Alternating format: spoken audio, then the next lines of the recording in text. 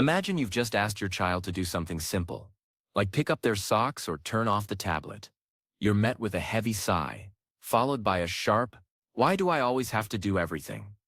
You're so unfair," or even a direct, "Make me." In that moment, your blood pressure spikes. Your brain goes into fight or flight mode. You feel that desperate urge to argue back, to explain why you are fair, or to shout that you are the boss. But what if I told you that by responding with words, you are actually losing the battle before it even starts? There is a biological mechanism in your child's brain that thrives on your reaction. And the more you talk, the more you fuel the fire. But there is a secret weapon. It is a 3-second response that requires almost no effort, but has the power to stop backtalk dead in its tracks. It isn't a clever comeback or a magic phrase. It is a psychological override that shifts the power dynamic in an instant. Today, we are going deep into the science of the power struggle to reveal the one response that stops backtalk completely, why silence is actually your loudest ally, and how you can reclaim your authority without ever raising your voice. To understand why this 3-second response works, we first have to look at what backtalk actually is. Most parents view backtalk as a personal attack or a sign of bad character. But from a neurological perspective, backtalk is a hook. When a child talks back, they are subconsciously trying to invite you into an argument of equals. They want to pull you down from the position of authority figure to the position of debate partner. Why? Because as long as you are arguing, you are not enforcing. As long as you are defending your position, the task like picking up those socks isn't getting done. The child wins the moment you open your mouth to justify yourself. This is the true origin of the backtalk epidemic. We have taught our children that no is just the opening offer in a negotiation. The 3-second response is deceptively simple. It is the silent pause and pivot. When your child drops a backtalk bomb, instead of exploding or explaining, you do 3 specific things over the course of 3 seconds. For the first second, you remain absolutely silent. You maintain soft, neutral eye contact. You simply restate your original direction in a lower, calmer voice. And then you walk away. That's it. 1 second of silence. 1 second of seeing them. And 1 second of the command. By doing this, you refuse to bite the hook. You are essentially telling the child's brain, "I heard your noise. It had 0 effect on my reality." And the original rule still stands. The science behind the silent pause is fascinating. It involves something called the amygdala hijack. When a child talks back, they are often in a state of high emotional arousal. They are looking for a big emotional reaction from you to validate their own feelings. When you don't give it to them, when you respond with a boring 3 seconds of silence, you force their brain to switch gears. Their logic center, the prefrontal cortex, has to wake up to figure out why the expected explosion didn't happen. This cognitive gap is where the backtalk dies. You are literally outmaneuvering their biology by being the least interesting person in the room. But why is walking away after the 3rd second so important? This is what psychologists call the law of the last word. In a power struggle, the person who speaks last is often perceived as the winner by the subconscious mind. When a child talks back, they are trying to get the last word. By restating your command and then leaving the room, you are taking the last word for yourself, but in a non-aggressive way. You are closing the open loop of the conversation. If you stand there waiting for them to comply, you are actually inviting more backtalk. You are signaling that you are waiting for their permission to be in charge. When you walk away, you are signaling that you have total confidence that the task will be done. You are delegating the responsibility of compliance back to the child. Wait, does this mean you're letting them get away with it? Absolutely not. This is a common mistake parents make. They think they haven't handled the backtalk, unless there is a lecture or a punishment. But the backtalk is just the smoke. The fire is the refusal to do the task. By using the 3-second response, you are clearing the smoke so you can focus on the fire. If the socks aren't picked up after you walk away, then you move to a boring consequence. Since the socks didn't get picked up, the Wi-Fi is paused until they are. No yelling, no debating, just the mechanical application of a rule. The backtalk becomes irrelevant because it didn't buy the child any time or any power. One of the biggest reasons this response is so effective is that it protects your parental integrity. Every time you argue with backtalk, you lose a little bit of your mana as a leader. You become a pleader rather than a leader. Please, Why can't you just listen? I do so much for you. This pleading voice is like a green light for a child to keep pushing. It tells them that you are weak and frustrated. The 3-second response, however, is a display of stoic power. It tells the child that your authority is a natural law, like gravity.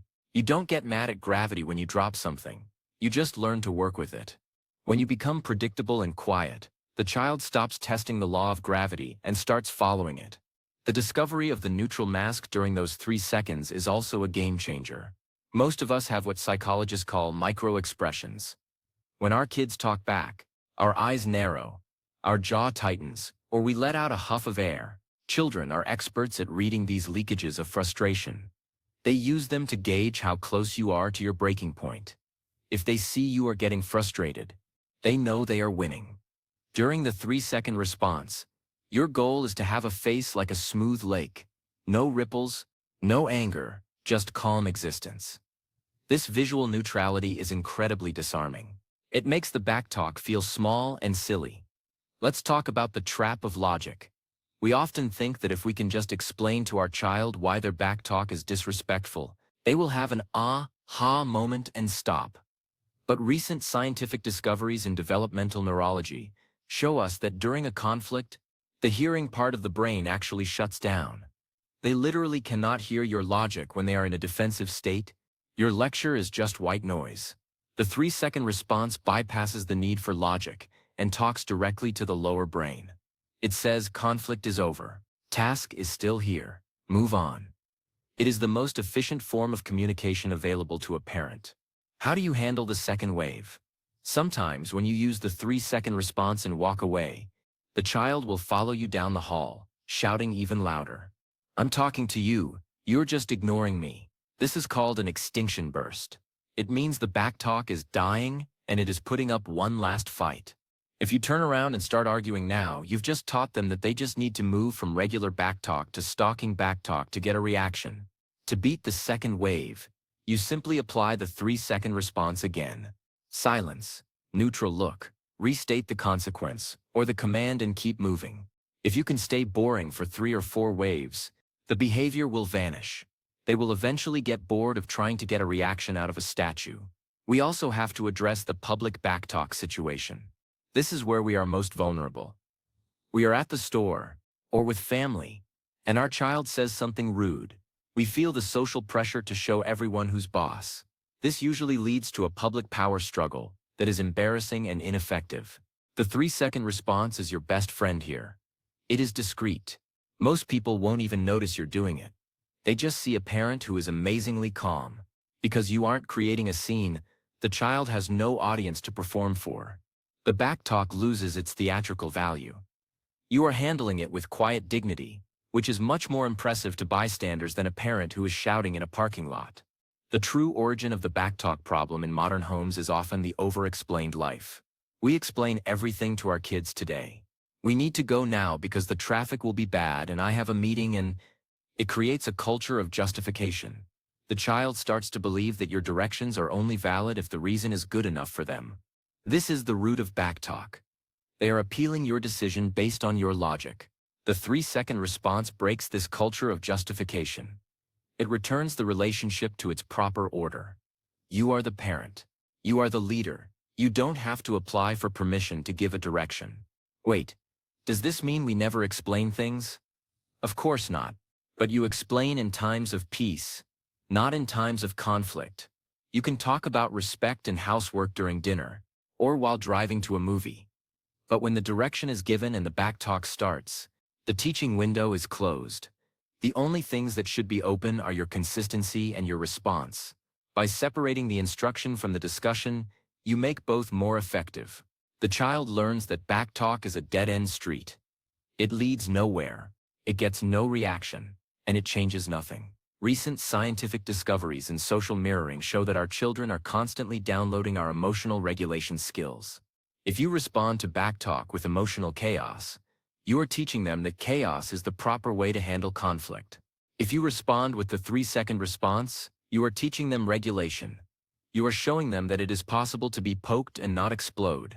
This is a life skill that will serve them far better than any lecture on manners. You are being a living model of the very behavior you want to see in them. Another reason the silent pause is so powerful is that it creates artificial gravity. The child's own words hang in the air. Have you ever said something rude and then nobody said anything back? Your own words start to sound loud and uncomfortable in your ears. When you bark back at a child, you cover up their rudeness with your own. When you stay silent, you let their rudeness sit there for them to look at. Often, during that 1 second of silence, you can see a child's face change from defiant to embarrassed. They are hearing themselves for the first time because you aren't providing the noise to hide behind. The 3-second response also protects the love connection. When we get into shouting matches, things are said that are hard to take back. We label our kids as disrespectful or difficult. We damage the bond. But you can't say something you regret if you are practicing the silence. You are keeping the relationship safe. You are showing the child that even when they are at their worst, you are still the rock. You are the safe harbor. This builds a deep, internalized respect that is much more powerful than the fear-based compliance of the past.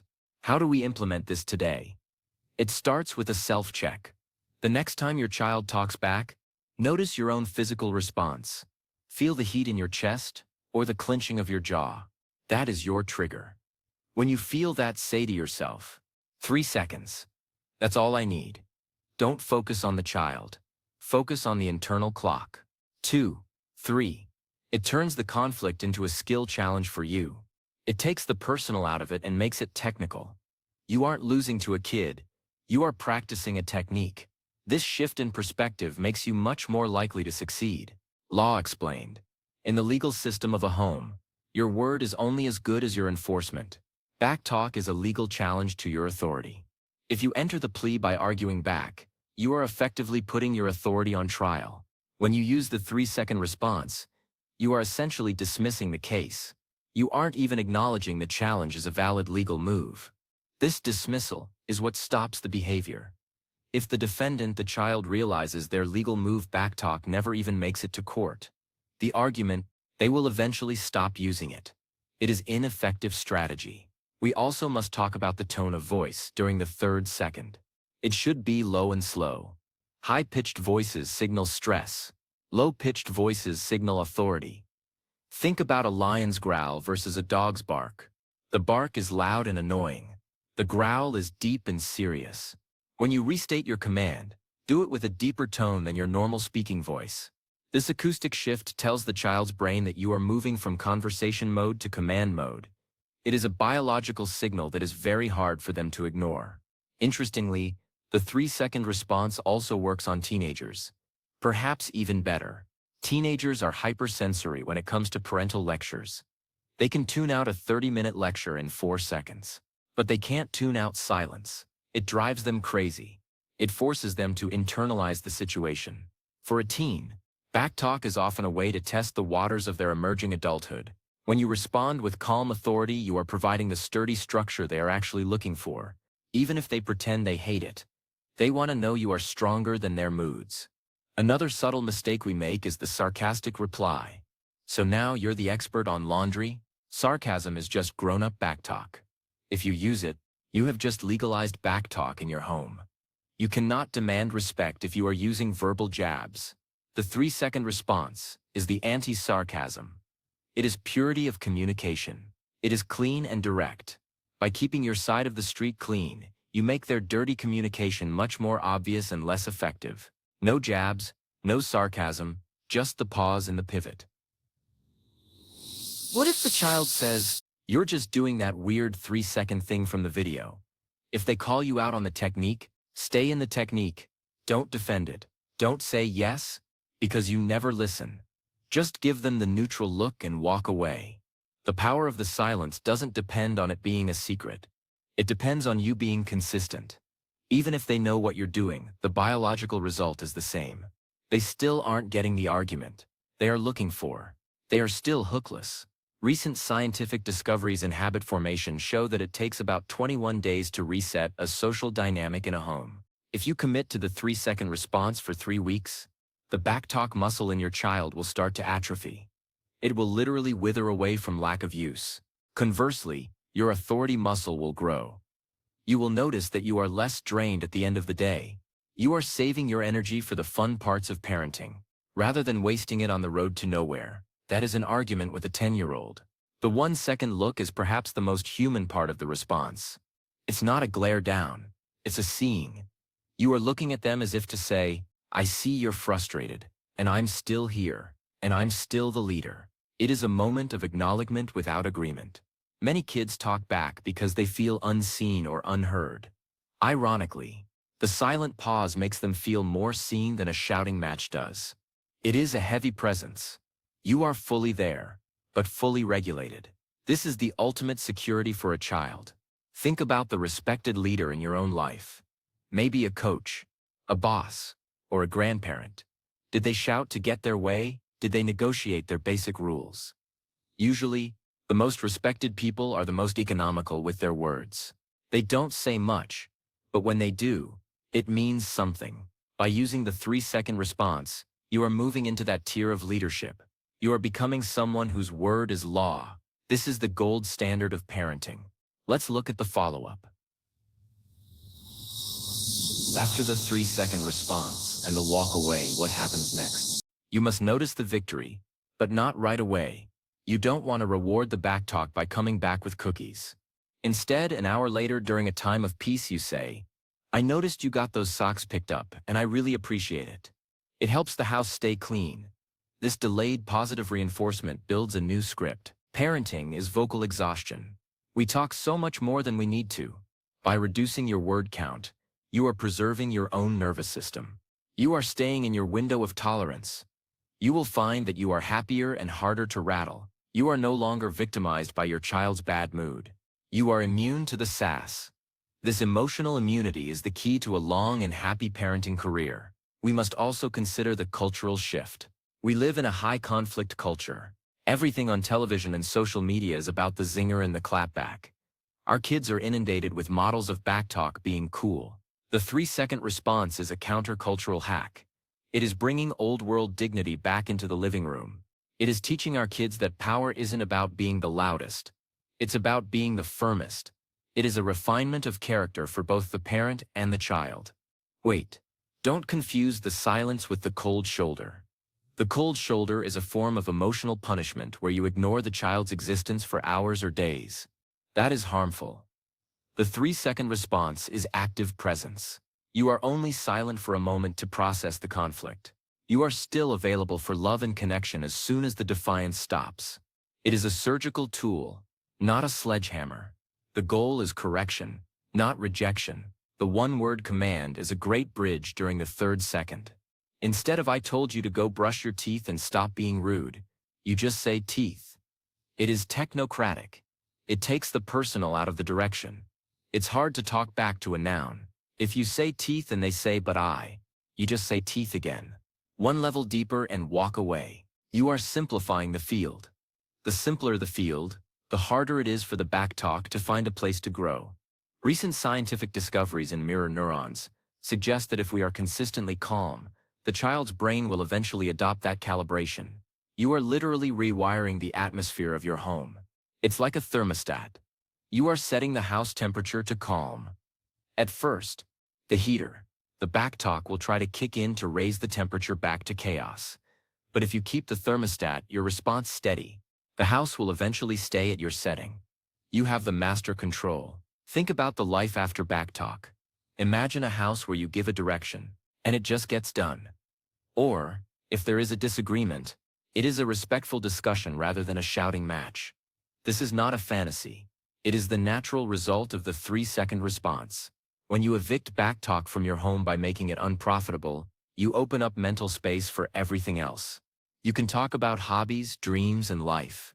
You can actually enjoy your children. The 3-second response is a ritual of transformation. It transforms a power struggle into a moment of leadership.